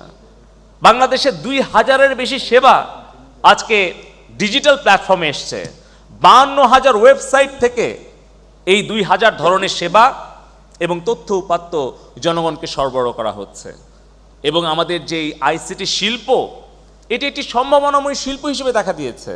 আমাদের রপ্তানি আয় হচ্ছে $1.4 বিলিয়ন, এটা 13 বছর আগে ছিল মাত্র $26 মিলিয়ন। এখানে সজীব ওয়াজেদ জয় ভাইয়ের সুদক্ষ নেতৃত্ব এবং তার দিক নির্দেশনায় কিন্তু আমরা আমাদের এই পলিসি সাপোর্ট দেওয়ার ফলে একটা বিজনেস ফ্রেন্ডলি এনভায়রনমেন্ট আমরা তৈরি করতে পেরেছি। এবং আরেকটা মেজর ডিরেকশন এবং ইনস্ট্রাকশন জয় ভাইয়ের পক্ষ থেকে, সেটা হচ্ছে পাবলিক প্রাইভেট পার্টনারশিপ। আমরা সরকার, আমরা নীতিগত সহায়তা দেব, আমরা ব্যবসা বান্ধব পরিবেশ তৈরি করব, কিন্তু ব্যবসা কিন্তু আসলে বেসরকারি খাতকেই এগিয়ে আসতে হবে। চিন্তা করে দেখেন, 2010 সালে যখন ন্যাশনাল পেমেন্ট সুইচ গেটওয়ে স্থাপন করা হলো বাংলাদেশ ব্যাংকে, এইটা যদি স্থাপন করা না হতো তাহলে বিকাশের ইনোভেশন কখনোই কিন্তু কমার্শিয়ালাইজেশন হতে পারতো না। আর বিকাশ যদি সাকসেসফুল না হতো তাহলে আজকে কিন্তু এই যে 18-20টা এমএফএস, যেখানে 18 কোটি মোবাইল ফাইন্যান্সিয়াল ওয়ালেট ইউজার আছে, এটা তৈরি হতো না। এবং আজকে যে আমরা ক্যাশলেস ইকোনমির দিকে যাচ্ছি, সেটা আমরা যেতে পারতাম না। ঠিক একই রকম একটা যুগান্তকারী পদক্ষেপ আজকে মাননীয় আইসিটি উপদেষ্টা মহোদয় উদ্বোধন করতে যাচ্ছেন, যেটি আমি আগেও বলেছি যে বাংলাদেশের নাগরিকদেরকে একটি আন্তঃলেনদেনের স্বাধীন এবং সহজ মাধ্যম বিনিময় যেটি উপহার দিতে যাচ্ছেন। এখানেই শেষ নয়, আমরা কিন্তু আমাদের যে পরবর্তী যে টার্গেট স্মার্ট বাংলাদেশ, ইতিমধ্যে মাননীয় প্রধানমন্ত্রী জননেত্রী শেখ হাসিনা উনি 2041 সালে একটি উন্নত অর্থনীতি স্মার্ট বাংলাদেশ গড়া ভিশন দিয়েছেন। সেটার লক্ষ্য কি? আমরা ডিজিটাল বাংলাদেশের ভিত্তির উপরে দাঁড়িয়ে আমরা স্মার্ট বাংলাদেশ গড়ে তুলব, যেটা হবে সাশ্রয়ী, বুদ্ধিদীপ্ত, জ্ঞানভিত্তিক এবং উদ্ভাবনী বাংলাদেশ। এবং জয় ভাই বলেছেন যে আমরা হব আত্মনির্ভরশীল বাংলাদেশ। আমাদের নিজেদের সমস্যা আমরা নিজেরাই সমাধান করব, আমরা পরনির্ভরশীল হব না। এবং করোনাকালীন সময় কিন্তু আপনারা খেয়াল করে দেখবেন যেই দেশগুলো পরনির্ভরশীল খাদ্যের জন্য, প্রযুক্তির জন্য, তারা কিন্তু বিপদটা বেশি পড়েছে, আর যারা আত্মনির্ভরশীল তারা কিন্তু সেই বিপদটা কাটিয়ে উঠতে পেরেছে। তো আশা করি আমাদের যে বর্তমান বিশ্বের যে অর্থনৈতিক সংকট, সেটিও কাটিয়ে ওঠার জন্য আমাদের পাবলিক এবং প্রাইভেট ইনিশিয়েটিভটাই সবচেয়ে গুরুত্বপূর্ণ ভূমিকা পালন করবে। সবশেষে আরেকটা উদাহরণ দেই, মাননীয় আইসিটি উপদেষ্টা এই করোনাকালীন শুরুতেই যখন আমরা 5টা বিজনেস কন্টিনিউটি প্ল্যান মাননীয় প্রধানমন্ত্রীর কাছে উপস্থাপন করলাম, মাননীয় উপদেষ্টা মহোদয় বললেন যে এই যে education continuity plan, health continuity plan, logistics, internet and entertainment সবই ঠিক আছে, তবে এটা আইসোলেটেড ওয়েতে করা যাবে না। আমাদের একটা হোল অফ গভর্নমেন্ট অ্যাপ্রোচ নিতে হবে, কোঅর্ডিনেশন এবং কোলাবোরেশনের মধ্য দিয়ে আমরা প্রত্যেকটি মন্ত্রণালয়কে নিয়ে একসাথে কাজ করব। এবং আমরা মাননীয় প্রধানমন্ত্রীর মুখ্য সচিব ডক্টর আহমেদ কায়কোয়াসের সমন্বয়ের মধ্য দিয়ে আমরা যখন শুরু করলাম, আমরা কিন্তু চমৎকার সমন্বয় করে আমরা কিন্তু এই 2টা বছর আমরা আমাদের স্বল্প সম্পদ দিয়েই নিজস্ব উদ্ভাবনী শক্তি দিয়ে সকলের সহযোগিতার মধ্য দিয়ে আমরা এই করোনার মহামারীটা মোকাবেলা করতে পারলাম। ঠিক একই রকমভাবে আজকে আমি অনুরোধ করতে চাই আপনাদের সকলকে, যারা ইতিমধ্যেই ব্যাংক, আর্থিক প্রতিষ্ঠান, এমএফএস, ডিজিটাল ওয়ালেট, আপনারা যারা যুক্ত হয়েছেন ইন্টারঅপারেবল ডিজিটাল ট্রানজ্যাকশন প্ল্যাটফর্মে, তাদেরকে অবশ্যই আমি অভিনন্দন, ধন্যবাদ, কৃতজ্ঞতা জানাতে চাই। আর যারা এখনও যুক্ত হননি, যারা হয়তো অপেক্ষা করছেন কিংবা যারা এখনও তৈরি হতে পারেননি, তাদেরকে আমি বিনয়ের সাথে অনুরোধ করব যে এইরকম একটি যুগান্তকারী একটি প্ল্যাটফর্মে আপনারা অতি দ্রুত যুক্ত হবেন, যাতে করে আমরা আমাদের প্রত্যেকটি নাগরিককে আমরা আর্থিক কাজে সম্পৃক্ত করতে পারি। এটা শুধু স্বাধীনতাই দিবে না, এটাকে শুধু সহজ করবে না, এটা জবাবদিহিতা এবং স্বচ্ছতা নিশ্চিত করবে।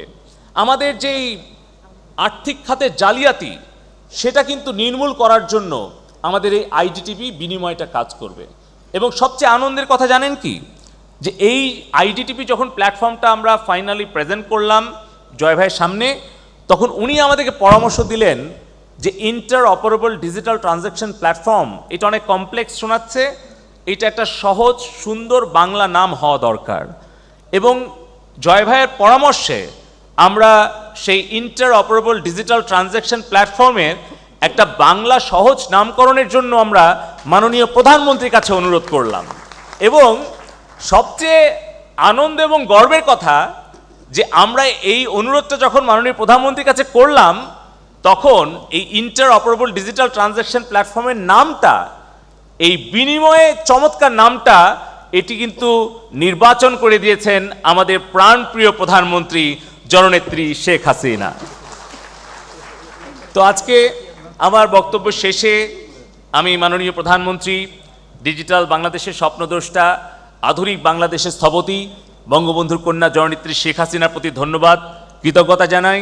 এবং ধন্যবাদ, কৃতজ্ঞতা জানাই ডিজিটাল বাংলাদেশের আর্কিটেক্ট, আমাদের তারুণ্যের গর্ব, সমৃদ্ধ আগামীর প্রতিচ্ছবি সজীব ওয়াজেদ জয় ভাইয়ের প্রতি, যিনি আমাদেরকে আকাশ ছোঁয়ার স্বপ্ন দেখিয়েছেন এবং সেই অসম্ভবকে সম্ভব করার স্বপ্ন পূরণ করে আমাদের তরুণদেরকে বিশ্বজয়ের স্বপ্ন দেখার অনুপ্রেরণা যোগাচ্ছেন।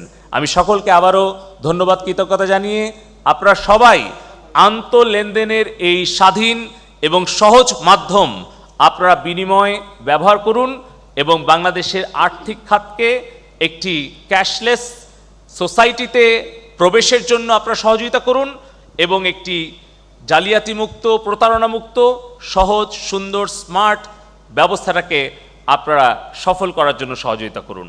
আসুন আমরা সবাই মিলে সজীব ওয়াজেদ জয় ভাইয়ের যে ক্যাশলেস সোসাইটি করার যে ভিশন সেটি পূরণে আত্মনিয়োগ করি। আমরা জয়ী, আমরা দুর্বার, প্রযুক্তি এগিয়ে যাওয়ার হাতিয়ার। জয় বাংলা, জয় বঙ্গবন্ধু।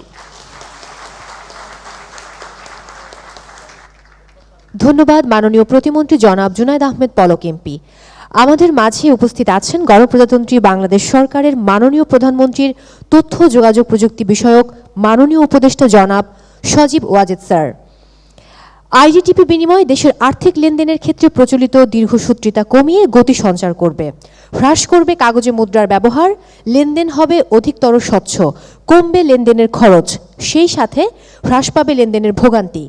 সাধারণ মানুষের দৈনন্দিন আর্থিক লেনদেন থেকে শুরু করে ফাইন্যান্সিয়াল সেক্টর অর্থাৎ সমগ্র বাংলাদেশকে এক সুতোয় গাঁথবে ইন্টারঅপারেবল ডিজিটাল ট্রানজ্যাকশন প্ল্যাটফর্ম বিনিময়। এখন সেই শুভক্ষণ যার শুভ উদ্বোধনের জন্য আজকের এই বিশেষ আয়োজন। আমি আজকের সম্মানিত প্রধান অতিথি গণপ্রজাতন্ত্রী বাংলাদেশ সরকারের মাননীয় প্রধানমন্ত্রীর তথ্য যোগাযোগ প্রযুক্তি বিষয়ক মাননীয় উপদেষ্টা জনাব সজীব ওয়াজেদ স্যারকে বাংলাদেশ সরকারের নতুন উদ্যোগ ইন্টারঅপারেবল ডিজিটাল ট্রানজ্যাকশন প্ল্যাটফর্ম বিনিময়ের আনুষ্ঠানিক উদ্বোধন করার জন্য মঞ্চে আসতে সবিনয় অনুরোধ করছি। একই সঙ্গে আজকের বিশেষ অতিথি মাননীয় প্রতিমন্ত্রী জনাব জুনায়েদ আহমেদ পলক এমপি, আইসিটি বিভাগের সম্মানিত সিনিয়র সচিব জনাব NM জিয়াউল আলম PAA এবং সভাপতি গভর্নর জনাব আব্দুর রফ তালুকদারকেও মঞ্চে আসার জন্য অনুরোধ করছি।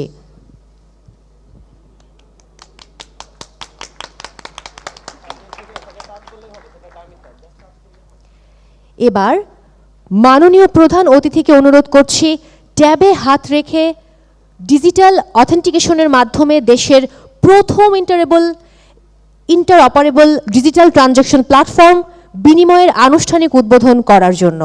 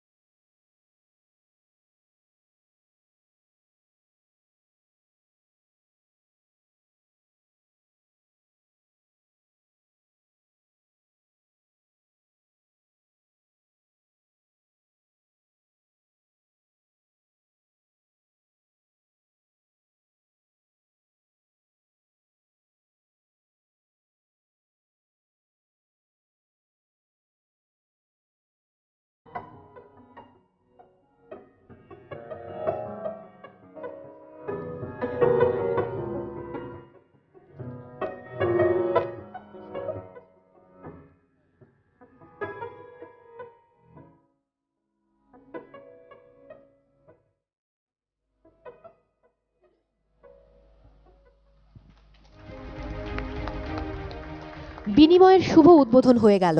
বিনিময় আন্তঃলেনদেনের সহজ ও স্বাধীন মাধ্যম। আমি বিশেষ অতিথিদ্বয় এবং সভাপতিকে নিজ নিজ আসনে ফিরে যাবার জন্য অনুরোধ করছি। এখন মাননীয়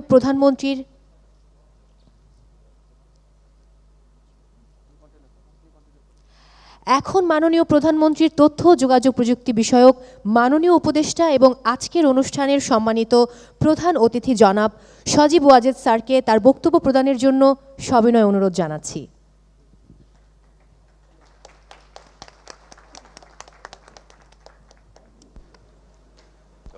আসসালামু আলাইকুম। উপস্থিত আমাদের আইসিটি বিভাগের প্রতিমন্ত্রী আমার ছোট ভাই জুনায়েদ আহমেদ পলক, উপস্থিত বাংলাদেশ ব্যাংকের গভর্নর, আমাদের আইসিটি ডিভিশনের সচিব মহোদয়, অন্যান্য সচিব মহোদয়, সকলকে, সংসদ সদস্য, আপনাদের সকলকে শুভেচ্ছা। তো আজকে আমাদের এই বিনিময় প্ল্যাটফর্ম উদ্বোধন করতে আমি খুবই আনন্দিত। এটার পিছনে আমি একটা ছোট গল্প বলতে চাই, আর এটা একটা গর্বের আমার গল্প। সেটা হলো যে অনেক বছর ধরে আপনারা জানেন এই যে ডিজিটাল বাংলাদেশের স্বপ্ন যখন আমরা প্রকাশ করি আমাদের 2008 সালের ইলেকশন ম্যানিফেস্টোতে, তখন তো বাংলাদেশে ডিজিটাল বলতে কিছুই ছিল না। তো সেই ডিজিটাল পরিকল্পনা নিয়ে আমরা নির্বাচনের পর কাজ আরম্ভ করলাম। আর এইভাবে একটা দেশকে যেখানে কোনো কিছুই ডিজিটাল নাই, সব কিছুই পিছিয়ে আছে, ওটাকে দ্রুত গতিতে ডিজিটাল করার পরিকল্পনা, এরকম কোনো ফ্রেমওয়ার্ক বিশ্বে কোথাও ছিল না।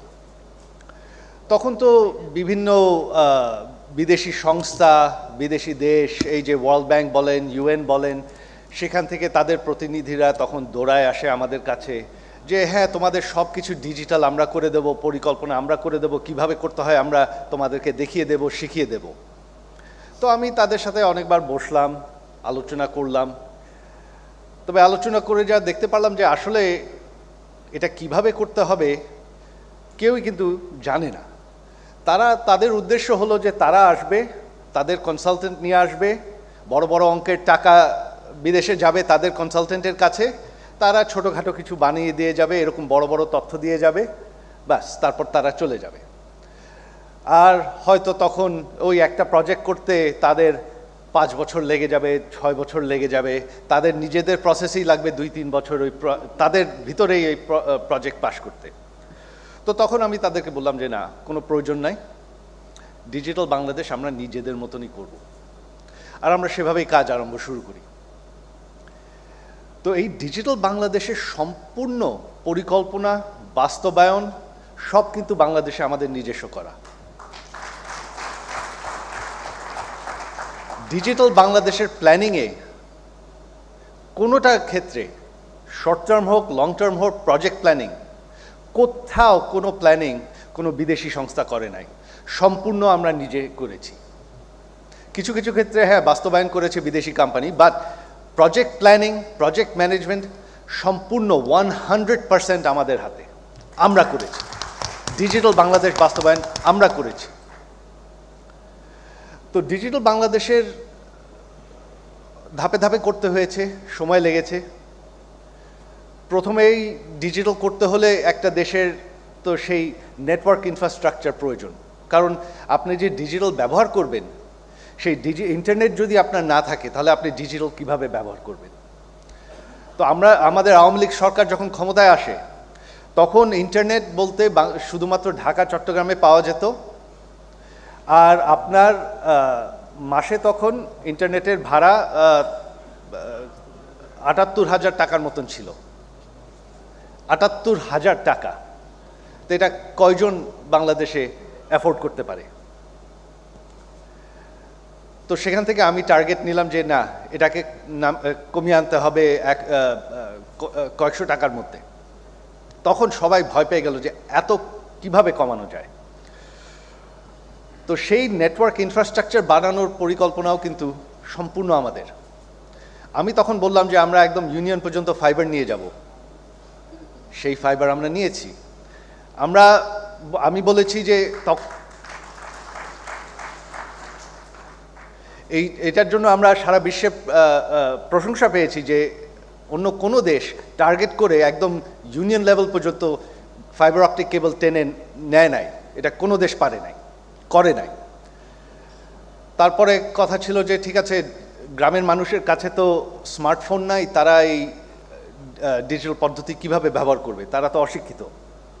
তখন আমরা পরিকল্পনা করলাম, এটা আমার বুদ্ধি ছিল যে আমি প্রত্যেকটি ইউনিয়নে একটা ডিজিটাল সেন্টার বানাবো।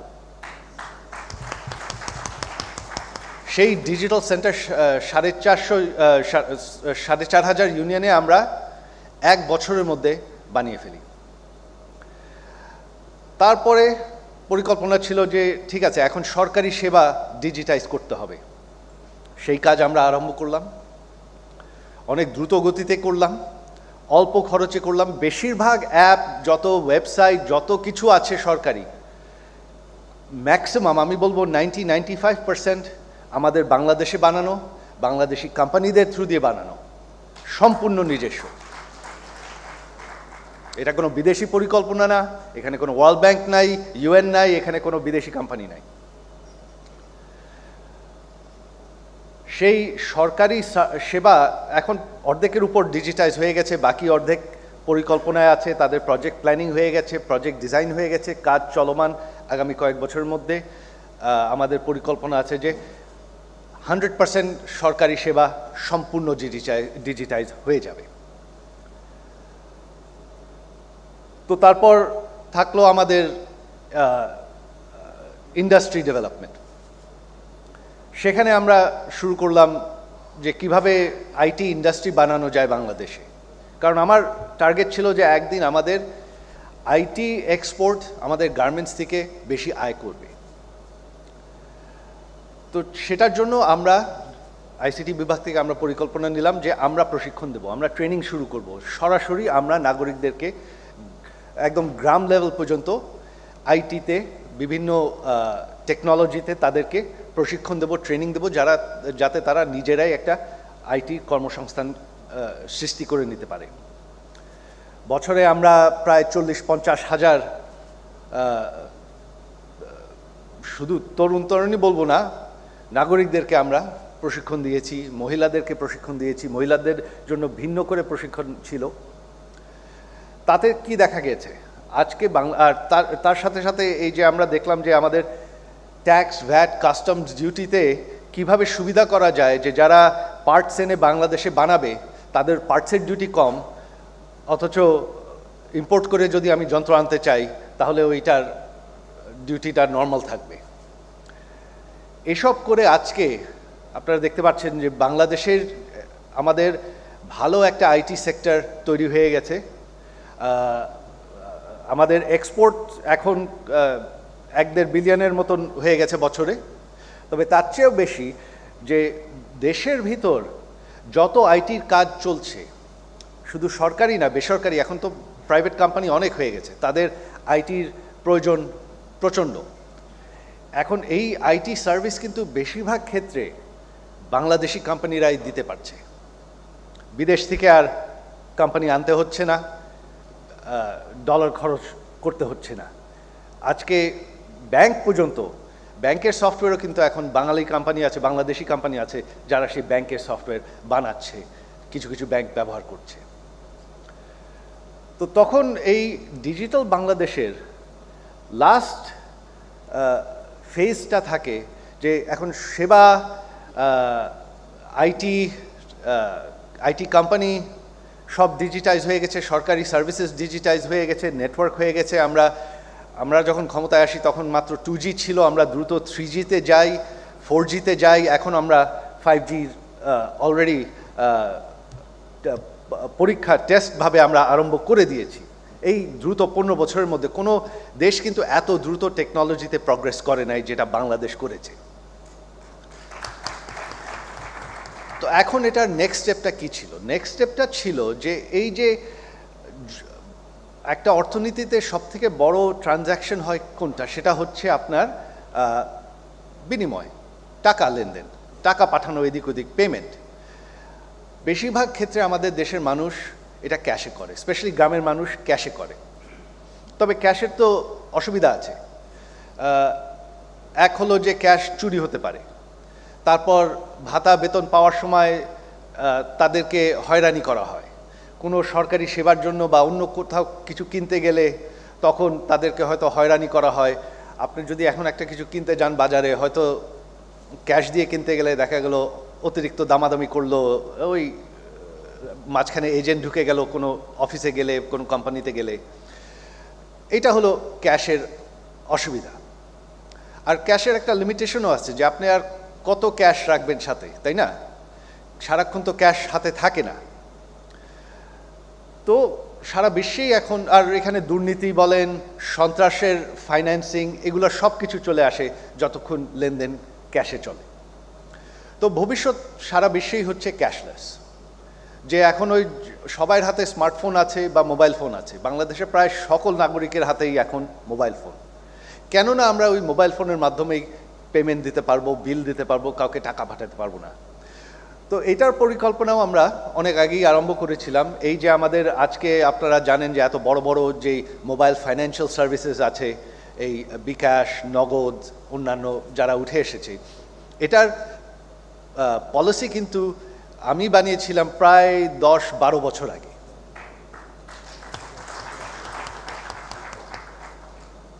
তো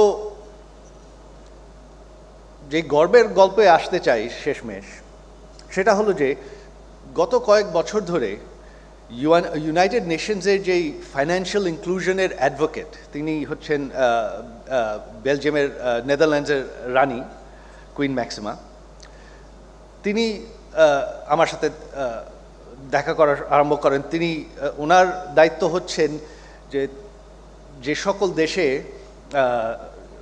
মানুষ, মানে ফাইন্যান্সিয়াল ইনক্লুশন, মানে যে সকল দেশের নাগরিকরা, স্পেশালি গ্রামের মানুষ, ওই ইলেকট্রনিক ব্যাংকিং সিস্টেমে নাই, তাদের ব্যাংক অ্যাকাউন্ট নাই, তারা ক্যাশের উপর চলে, তাদেরকে ব্যাংকিং সিস্টেমের মধ্যে নিয়ে আসা।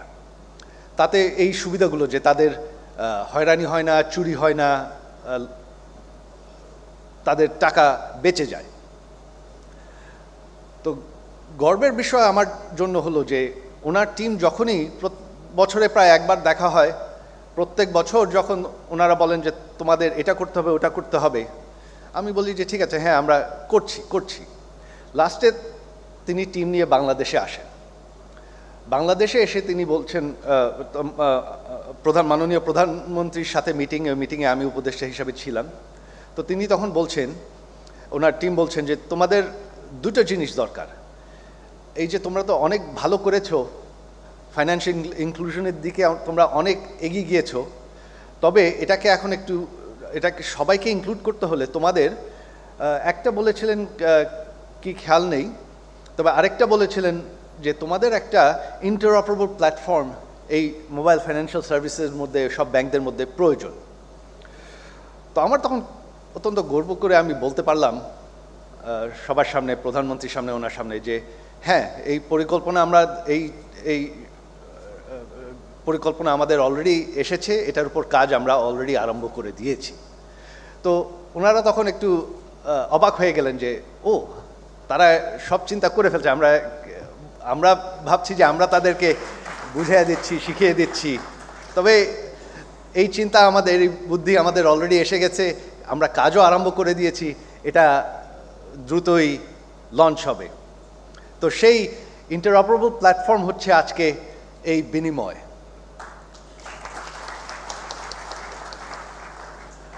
তো আজকে এই বিনিময় লঞ্চ করতে আমি অত্যন্ত গর্বিত, কারণ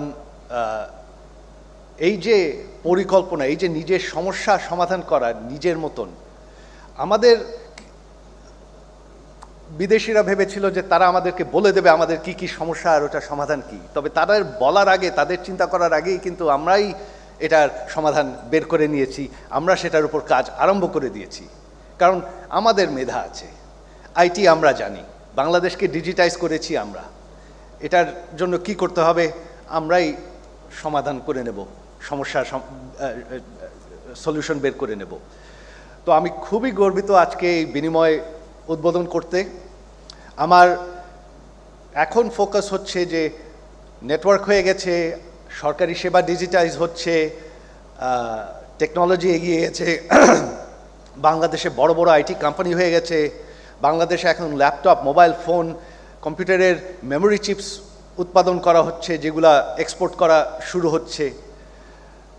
নেক্সট আমার টার্গেট হচ্ছে আমাদের এই একটা ক্যাশলেস সোসাইটি বানানো। আজকে বাংলাদেশে প্রায় 5-6 কোটি মানুষ এখনও তাদের ব্যাংক অ্যাকাউন্ট নেই, তারা গ্রামে গ্রামে আছে। আমার উদ্দেশ্য হচ্ছে যে আওয়ামী লীগ সরকারের সামনে নির্বাচন আছে, 1 বছরের মধ্যে তো হবে না, কাজ আমরা আরম্ভ করেছি, বাট আমার টার্গেট আছে যে আগামী 3-4 বছরের মধ্যে আওয়ামী লীগ সরকার যদি এই বাংলাদেশের মানুষ যদি আওয়ামী লীগ সরকারকে আগামী নির্বাচনে ভোট দিয়ে ফের ক্ষমতায় রাখে, আগামী টার্মের মধ্যে বাংলাদেশের 100% মানুষের ব্যাংক অ্যাকাউন্ট থাকবে, তারা সম্পূর্ণ ক্যাশলেসভাবে চলবে। এটা হচ্ছে আমার টার্গেট। আমি অত্যন্ত কৃতজ্ঞ বাংলাদেশ ব্যাংক এবং বাংলাদেশ ব্যাংকের গভর্নর এবং ওনার টিমের প্রতি যে তারা এই ভিশনটাকে আপন করে নিয়েছে। তারা আমি যা পরামর্শ দিয়েছি তাই নিয়ে তারা কাজ করেছে, তারা দ্রুত ইমপ্লিমেন্ট করেছে। বিনিময়ের জন্য আমি কৃতজ্ঞ আমাদের আইসিটি বিভাগকে, এটার তৈরি করে দিয়েছে আইসিটি বিভাগ। তবে এটা কিন্তু বাংলাদেশ ব্যাংকের একটা সার্ভিস। আইসিটি বিভাগ হচ্ছে শুধুমাত্র আমাদের সরকারের আইটি ডিপার্টমেন্ট, আমরা কাজটা করে দিই। তবে এটা এই বিনিময় সিস্টেমটা থাকছে বাংলাদেশ ব্যাংকের। আমি সবাইকে অনুরোধ করব যে আপনারা এই সিস্টেমটা ব্যবহার করেন, আসেন, যাতে আমাদের যত ইন্টারঅপারেবল ট্রানজ্যাকশন বাড়বে তত আমাদের ক্যাশলেস সোসাইটির দিকে আমরা আরও দ্রুত আগাতে পারব। আপনাদের সকলকে ধন্যবাদ। জয় বাংলা, জয় বঙ্গবন্ধু।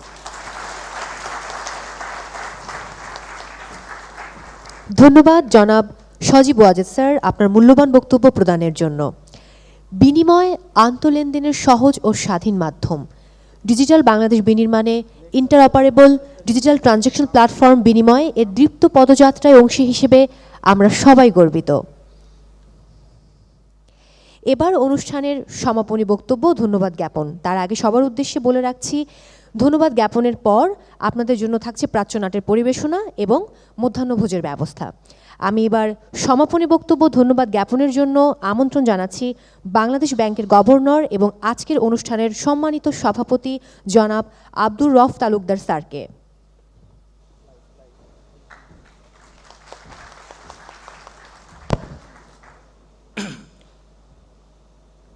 আজকের অনুষ্ঠানের প্রধান অতিথি মাননীয় প্রধানমন্ত্রী তথ্য যোগাযোগ প্রযুক্তি বিষয়ক মাননীয় উপদেষ্টা জনাব সজীব ওয়াজেদ, বিশেষ অতিথি মাননীয় প্রতিমন্ত্রী তথ্য যোগাযোগ প্রযুক্তি বিভাগ জনাব জুনায়েদ আহমেদ পলক এমপি, বিশেষ অতিথি তথ্য যোগাযোগ প্রযুক্তি বিভাগের সিনিয়র সচিব জনাব NM জিয়াউল আলম, বিভিন্ন মন্ত্রণালয় বিভাগের উপস্থিত সচিব ও ঊর্ধ্বতন কর্মকর্তাগণ, আর্থিক প্রতিষ্ঠান এবং bank, mobile financial service provider ও বিভিন্ন পেমেন্ট সার্ভিস প্রতিষ্ঠানের আমার সহকর্মীবৃন্দ, আমন্ত্রিত সম্মানিত অতিথিগণ, মাননীয় সংসদ সদস্যগণ এবং বিভিন্ন প্রিন্ট ও ইলেকট্রিক মিডিয়ার প্রতিনিধিগণ, আসসালামু আলাইকুম।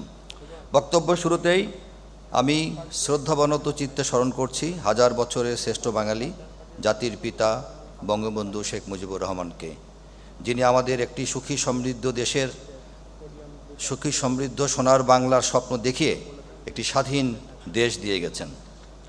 আমরা অত্যন্ত আনন্দিত যে দীর্ঘদিনের প্রস্তুতি এবং সকল পক্ষের ঐকান্তিক চেষ্টায় আমরা আজ বিনিময় নামক ইন্টারঅপারেবল ডিজিটাল প্ল্যাটফর্মের শুভ উদ্বোধন করতে সক্ষম হয়েছি।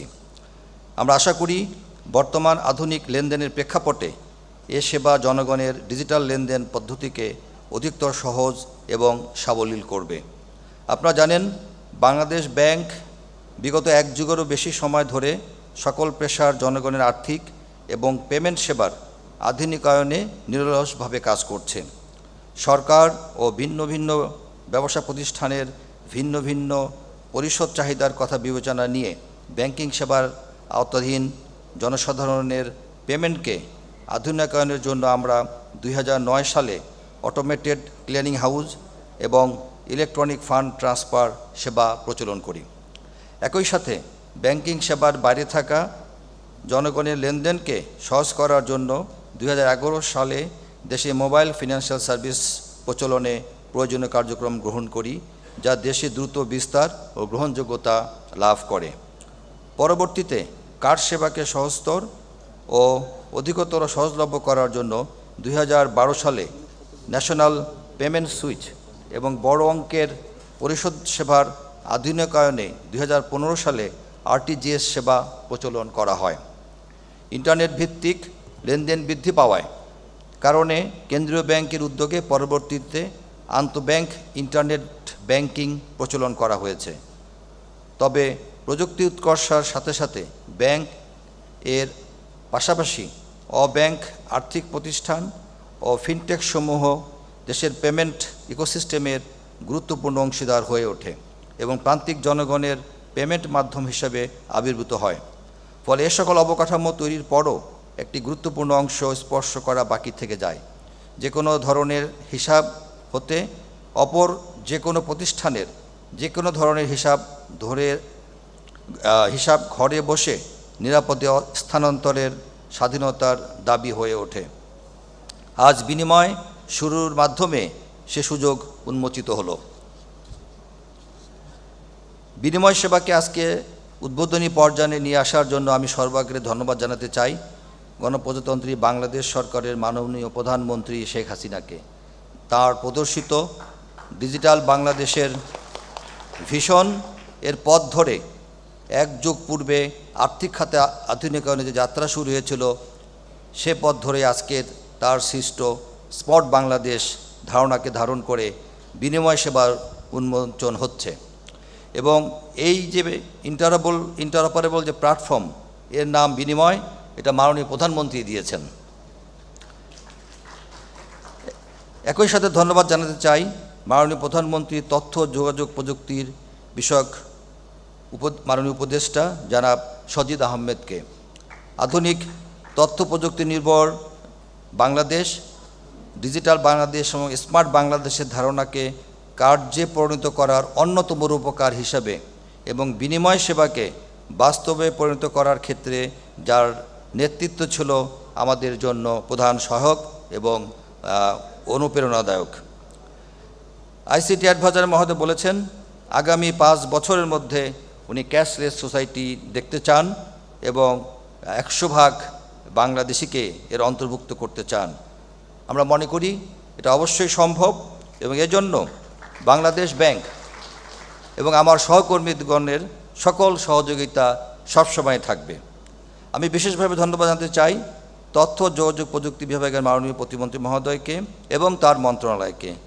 তার সহযোগিতা এবং সময় সময় প্রয়োজনীয় দিক নির্দেশনা, সমন্বয় ও অভিভাবকের হিসাবে তার বলিষ্ঠ ভূমিকা এ কার্যক্রমকে বাস্তবে রূপান্তরে গুরুত্বপূর্ণ ভূমিকা রেখেছে। এছাড়াও আইডিয়া প্রজেক্ট, যার আওতায় বেসিক্যালি এই বিনিময় প্ল্যাটফর্ম তৈরি হয়েছে এবং যেটা আইসিটি অ্যাডভাইজার মহোদয় বলেছেন যে এটা তৈরি করে তারপর এটা বাংলাদেশ ব্যাংককে উনি হস্তান্তর করেছেন। এজন্য আমি আইসিটি বিভাগ এবং এর আওতাধীন প্রতিষ্ঠানসমূহকে ধন্যবাদ জানাচ্ছি। বিশেষভাবে ধন্যবাদ জানাচ্ছি বাংলাদেশ ব্যাংকের বাস্তবায়নকারী টিম, আমার সহকর্মীদের এবং পাইলট অংশগ্রহণকারী সকল ব্যাংক, এমএফএস ও পিএসপি সমূহকে। এছাড়াও বিনিময় প্রজেক্টের বাস্তবায়নকারী প্রতিষ্ঠান ওরিয়ন ইনফরমেটিক্স লিমিটেড এবং ভেলওয়্যারকে একটি গ্রাহক বান্ধব সিস্টেম উন্নয়ন ও রূপান্তরের জন্য আমি ধন্যবাদ জানাচ্ছি। এ প্রক্রিয়ার সাথে জড়িত অন্যান্য সকল ব্যক্তি প্রতিষ্ঠানকে আন্তরিক ধন্যবাদ জানিয়ে এবং বিনিময় বাংলাদেশের মানুষের আর্থিক লেনদেনকে আরও সহজ ও নিরাপদ করবে এই আশাবাদ ব্যক্ত করে মাননীয় আইসিটি উপদেষ্টা মহোদয়কে আবারও ধন্যবাদ জানিয়ে আমার বক্তব্য শেষ করছি। জয় বাংলা, বাংলাদেশ চিরজীবী হোক।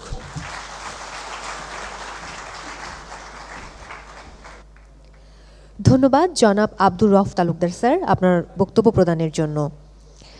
বিনিময় আন্তঃলেনদেনের সহজ ও স্বাধীন মাধ্যম, ডিজিটাল বাংলাদেশ বিনির্মাণে ইন্টারঅপারেবল ডিজিটাল ট্রানজ্যাকশন প্ল্যাটফর্ম বিনিময়ের দীপ্ত পদযাত্রায় অংশী হিসেবে আমরা সবাই গর্বিত।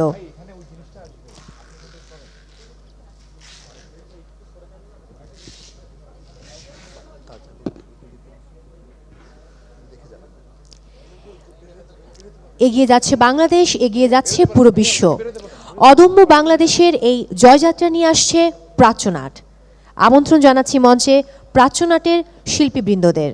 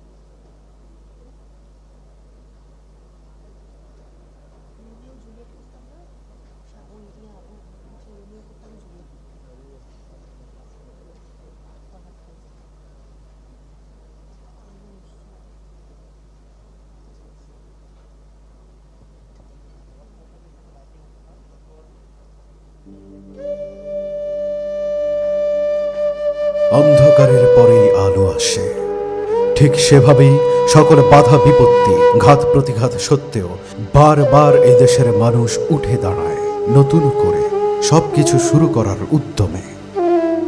এদেশের মানুষকে কেউ দাবিয়ে রাখতে পারে না।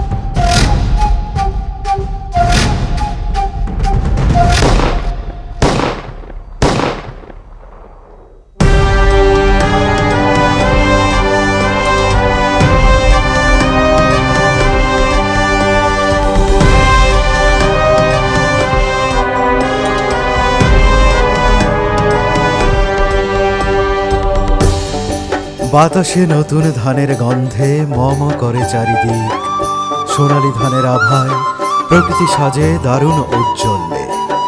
শুরু হয় নবান্নের উৎসব।